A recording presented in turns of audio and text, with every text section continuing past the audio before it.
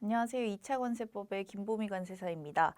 2차 관세법은 여러분들 2차 시험에서 1과목 1교시로 있는 그런 과목이죠. 그래서 2차 시험에 딱 가서 가장 긴장할 때 여러분들이 푸는 과목입니다. 2차 시험이라는 건 여러분들 알고 계시지만 논술형으로 쓰는 시험이죠. 그래서 16페이지짜리 말 그대로 그냥 A4 용지, 빈 노트 같은 것을 주고 여러분들이 그 문제에 맞게 목차를 정해서 쓰도록 되어 있는 게 바로 2차 논술형 문제입니다. 우리 관세사 시험뿐만 아니라 뭐 노무사나 변리사나 변호사나 이런 것들도 다 전문 자격증은 2차에서는 논술형 시험을 요구를 하고 있기 때문에 대부분 이제 2차에서 붙느냐 마느냐에 따라서 시험에 합격하느냐 불합격하느냐가 나뉠 수 있겠죠. 2차 시험은 말 그대로 백지를 주는 시험이라서 여러분들이 외우셔야 돼요. 무조건 외우셔야 되고 특히 이제 관세법은 어쨌든 법이잖아요. 근데 다른 전문 자격증은 그 법전을 주는 경우가 많아요. 법에 대해서는 법전을 참고해서 그 법조문을 쓰고 그거에 대해서 자기 의견을 쓰는 식으로 2차 시험이 게재가 되는 게 많은데 우리 관세사 시험은 조금 다르게 법전을 주지 않는 시험입니다. 따라서 여러분들이 법에 있는 법조문을 다 외우셔야 되고요. 그 법조문의 순서까지 그 목차에 따라서 쓰는 게 굉장히 중요합니다.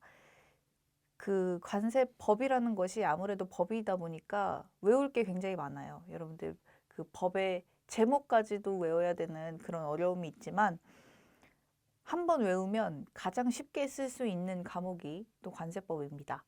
우리 2차 관세법에서는 관세법 이런 다음에 1차 관세법에서는 1차 관세법 개론이라고 돼 있어서 여기 FTA 특례법을 포함한다 라고 돼 있었죠.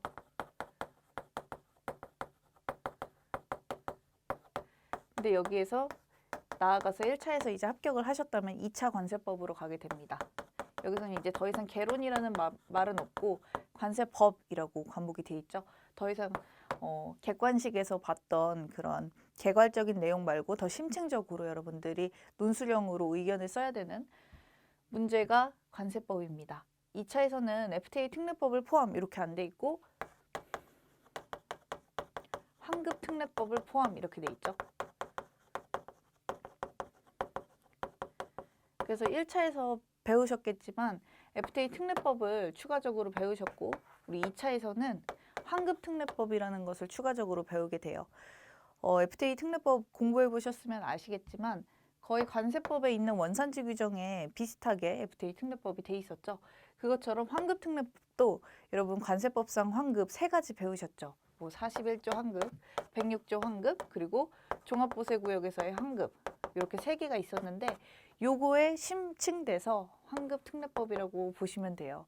그래서 관세법에 있는 환급에 조금 특례적으로 환급 특례법이 있는 거기 때문에 전혀 새로운 내용은 아닙니다. 어쨌든 2차에서는 관세법 그리고 환급 특례법을 포함한다 이렇게 돼 있죠. 우리 2차 시험의 구조는 어떻게 돼 있냐면 총 100점이죠. 100점에서 항상 이렇게 문제가 나오는데 50점짜리 하나가 나오고 그 다음에 10점짜리 5개가 나오죠. 이렇게 총 100점짜리 시험입니다. 50점짜리를 먼저 다 쓰시고 그 다음에 10점짜리 5개를 쓰셔야 되는 건데 이 중에서 10점짜리 하나가 환급 특례법이 거의 늘상 나오고 있죠. 그래서 10점짜리 하나는 환급 특례법이라고 보시면 되고 나머지 이제 4문제가 관세법에서 나온다고 보시면 돼요. 그래서 50점짜리 하나, 10점짜리 4개는 관세법에서 나오고 나머지 하나는 환급특례법에서 나온다 라고 보시면 됩니다. 조금 더 말씀드리면 이제 2차 시험은 논술형 시험이다 보니까 쓰는 시험이잖아요. 그래서 16쪽짜리 여러분들의 A4 용지랑 비슷한 그 시험지를 받게 돼요. 여러분들이 써야 되는 그 시험지죠. 거기에 8쪽 정도는 50점짜리 문제를 쓰셔야 돼요. 왜냐면 100점에서 반을 차지하는 50점이기 때문에 그 반을 써야겠죠. 그리고 8쪽 정도를 10점짜리 5개를 쓰시는 건데 이 10점짜리 문제가 5개잖아요. 그래서 거의 한쪽에서 2쪽 정도 10점짜리로 할애를 하시면 됩니다. 말은 이렇게 쉽지만 여러분들이 실제 모의고사를 보든지 시험장에 가보신 분은 알겠지만 굉장히 어려워요. 그 백지 안에서 내 의견을 100% 써야 되는 시험이기 때문에 사실 아무것도 없는 것에서 무에서 거의 유를 창조하는 그런 시험이긴 합니다. 그래서 2차 시험이 굉장히 어렵고 힘들어 하시는 수험생들도 많죠. 그리고 2년, 뭐 3년, 4년 이렇게 장수생으로 공부하시는 분들도 많지만 어쨌든 우리 2차 시험을 통과해야 진정한 관세사가 되다 보니까 2차 시험은 여러분들이 꼭 넘어야 할 벽입니다. 근데 이 논술형 시험이 어렵다고 생각이 드시겠지만 뭐 모의고사 보신 분은 아시겠지만 그 목차라는 게 있어요. 그래서 어떤 문제가 주어진다면 요새는 목차를 문제에서 주어지는 편입니다. 그래서 이런 식으로 써라라고 논술형 문제가 나오면 그 순서에 맞게 여러분들이 답만 하면 서술형으로 답을 하면 되는 문제 구조로 돼 있어요. 그래서 너무 어렵게 생각은 안 하셔도 되고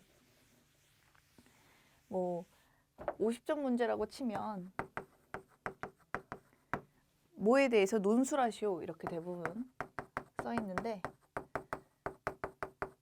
물론 쓰신 분들은 알겠지만 처음이신 분들을 위해서 좀 설명을 드리자면 목차를 서 먼저 쓰고 그 다음에 이렇게 3개의 대목차 정도가 본문이 됩니다. 그리고 마지막이 이제 결이 되겠죠. 근데 여기서 문제는 채점위원들이 할 때 그 채점위원의 문제 채점 방식은 항상 정해져 있어요. 그래서 서에서는 5점, 결에서는 5점 정도를 주고 나머지 본문에서 이제 40점 정도를 주는 걸로 50점은 이렇게 정형화되어 있습니다. 그래서 여러분들이 서를 뭐 처음부터 끝까지 진짜 많이 쓰셔도 5점 이상을 받기가 힘든 거예요. 그리고 본문에서 이제 40점 정도의 페이지를 할애하셔야 되고 마지막 결에서 5점을 획득을 하시는 겁니다.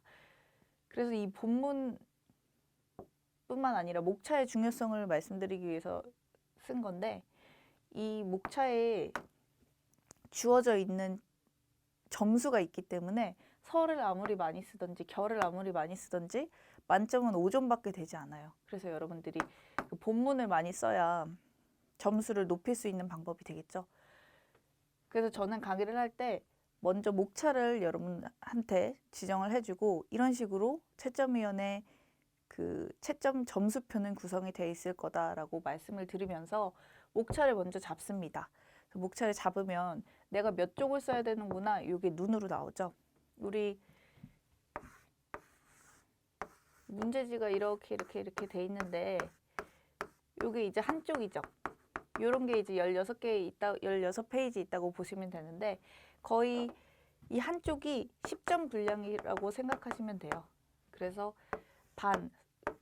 서를 쓰시면 반 페이지 정도 서에서 활용하시면 되고 마지막 결에서 또 반 페이지 정도를 활용하시면 됩니다. 물론 이제 한 페이지 정도 넘어가시는 분도 있겠지만 정형적으로 5점이면 이제 반 페이지 여기서도 반 페이지 그리고 나머지 이제 본문에서 한 7페이지 정도 쓰는 게 여러분들이 점수를 많이 받을 수 있는 비법이겠죠. 점수 채점 기준표에 있는 대로 한다면 그 양도 여러분 서술하시는 양도 생각을 하셔야 됩니다. 그래서 50점 문제는 이런 식으로 구성이 되어 있고요.